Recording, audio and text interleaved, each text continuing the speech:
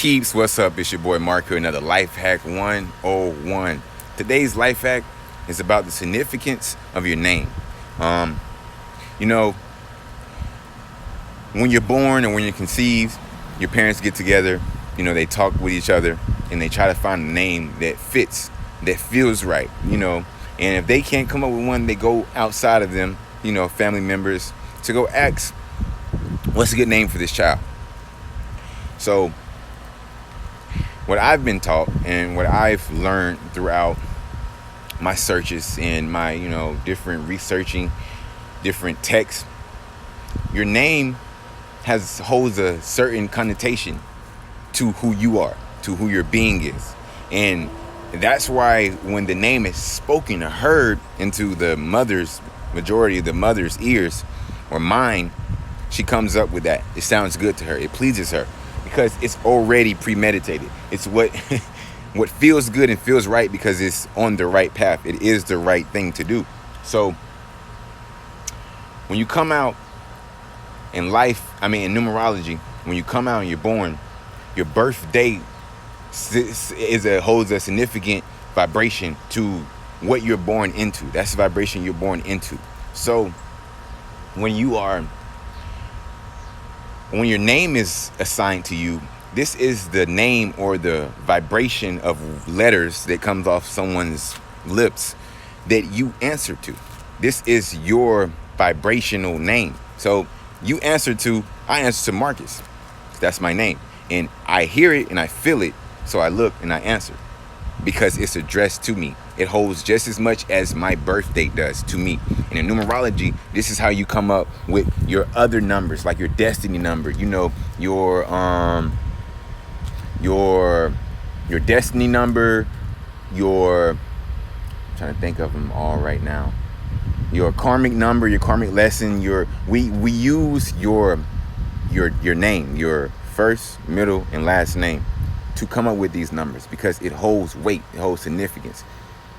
For example, I love to use the biblical text because so many people are familiar with it and they don't realize how much spiritual nature the Bible actually has over religious nature, which man created.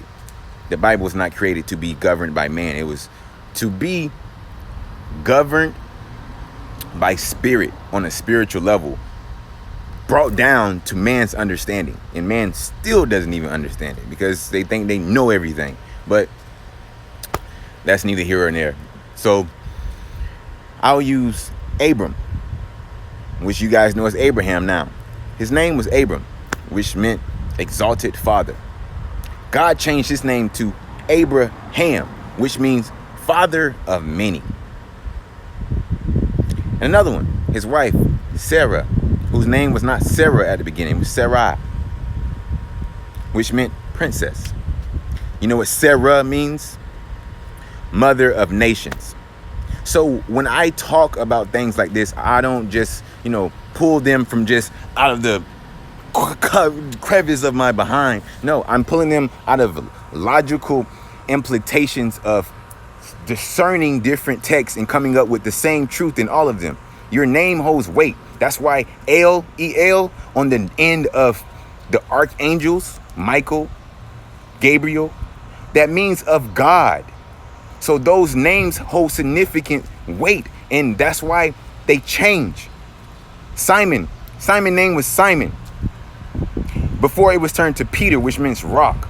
That's why God or Jesus that was his rock. If that makes any sense. Is anybody catching on to what I'm saying? Simon was his right-hand man because his name was his name.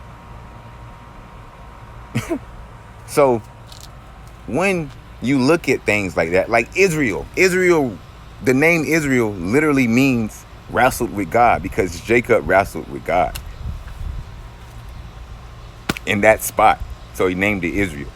You know what I mean? Like, it's little things like this that we have to take accountability for. We have to understand that, all right, if this is saying this, and then I'm looking at old texts from, the Kabbalion and things, and, ancient Egyptian esoteric teachings when they had their old schools and They talk about this same stuff. They talk about numbers, they talk about numerology, they talk about the significance of your name, your birthday, and the vibration that you're on.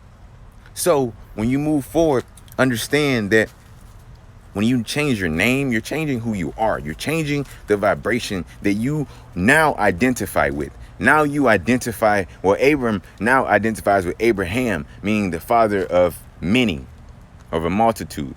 So now he is not just the exalted father, because that was his predecessor. That was his predetermined name, if that makes any sense. In his journey, in his walk, in the midst of his walk, he had to change again or be born again.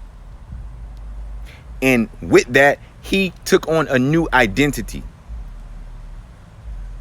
Same for Saul, which y'all know is Paul now. Saul was a murderer. Paul was not. He had to change his identity completely. So when you do that, you have to understand that the reasonings behind it, because your name holds weight. Your name literally holds a vibrational weight that you identify with when it's placed with you, because that is the name that associates with you and the vibration that you're on. My name, Marcus. My name in Greek means hammer. I don't know why. And I don't know why I identify with that. You know what I mean? But I do understand why. Because I am like a hammer.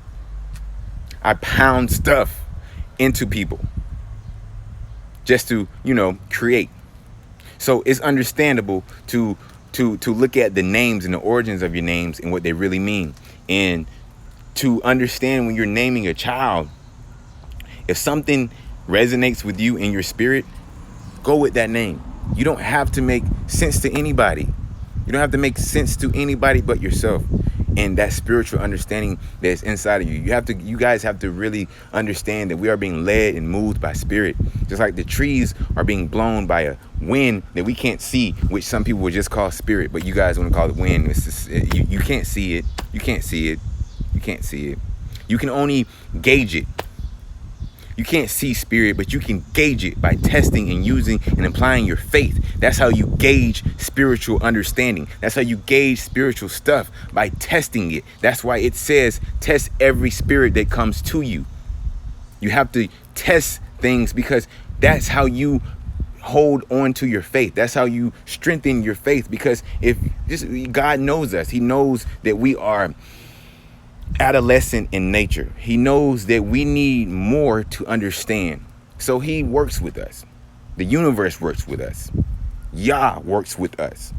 Whatever you want to put the connotation on, the all. He knows us. She knows us. It knows us. They know us. Because we are the same. We are the all. God is inside of all of us. So how can he not know himself? How can, how can he not want to help himself? How can he or she or whatever you want to put on that help self move forward? Why would you want to hinder self? Do you hinder yourself?